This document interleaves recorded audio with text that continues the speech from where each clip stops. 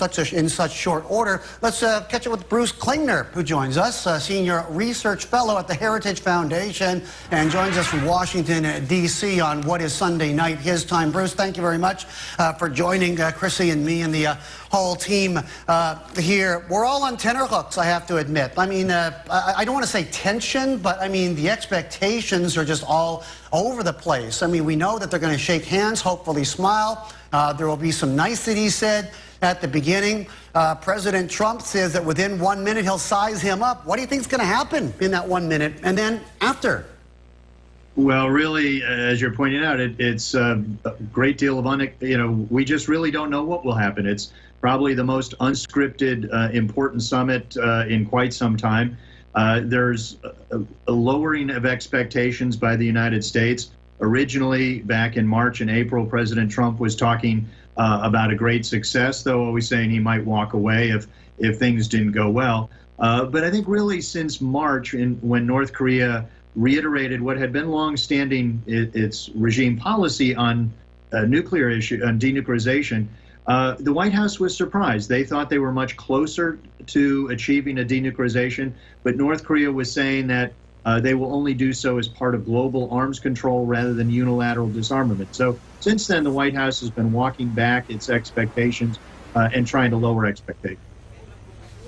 Right. Bruce, obviously Kim Jong-un is the only one, aside from perhaps a Ri-Sol Ju, who knows what's going on in the mind of Chairman Kim. But there is a narrative out there that, as opposed to, an overwhelming willingness to give up nuclear capabilities. I mean, after all, his father, his grandfather had worked for the regime to arrive at a day like this when they could threaten the likes of the United States. There is a narrative that he's fishing, to use a computer hacking term, basically just dangling a little bait out there to see what he could get for the DPRK in return for at least putting on the illusion of wanting to engage in discussions, no matter how long or how short those may take. Right. Well, that would be the typical North Korean game plan. Amongst Korea watchers, there's a great deal of skepticism, not only because we've been down the diplomatic path many, many times before. All of them have failed, either through the negotiation or through the implementation. And also, you can just look at, the reasons why North Korea would never give them up. Like, they asked for a security assurance, but what document could President Trump or any president provide that would give them greater assurance of their own security than possessing nuclear weapons?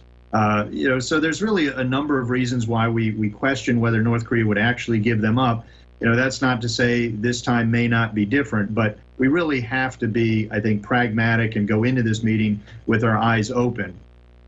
Bruce, this is Christine. I mean, you spent a couple of years as CIA's Deputy Division Chief for Korea. Can you analyze for us the politics at home in North Korea? How much pressure is there for Kim to really get a deal done? How much domestic pressure is there?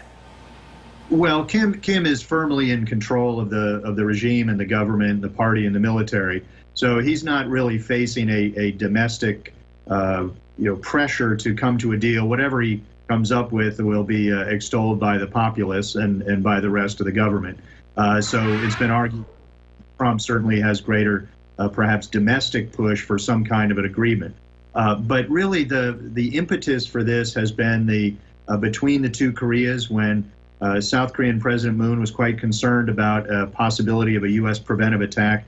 And that led him to really grab at the annual extension of an olive branch in North Korea's New Year's Day speech.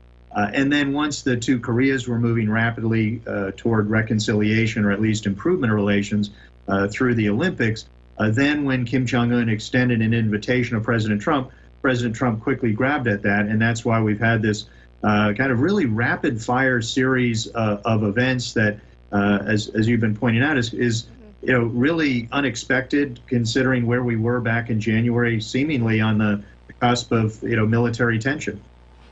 Bruce, one quick one as well. I mean, so much talk about, North Korea building up its nuclear capability, its military might. But there's also another argument out there that now economic development has become center stage in Kim's overall arching policy as well. He needs to do something to alleviate poverty in North Korea. He needs to do something to raise the standards of living in his country. Exactly. But when people talk about Kim Jong-un's policy, which is called Byungjin, where it's basically guns and butter, when they say that it's something totally new, well, as he said in a 2013 speech, it's based on a policy that was created by his grandfather and approved in a Central Committee meeting in 1962. So now that he's achieved the nuclear aspect, he wants to turn to the economics, but not necessarily giving up the nuclear weapons. Sure. All right, Bruce, good talking to you. Thank you so much for your insights. Thank you so much. Bruce Klingner of the Heritage Foundation.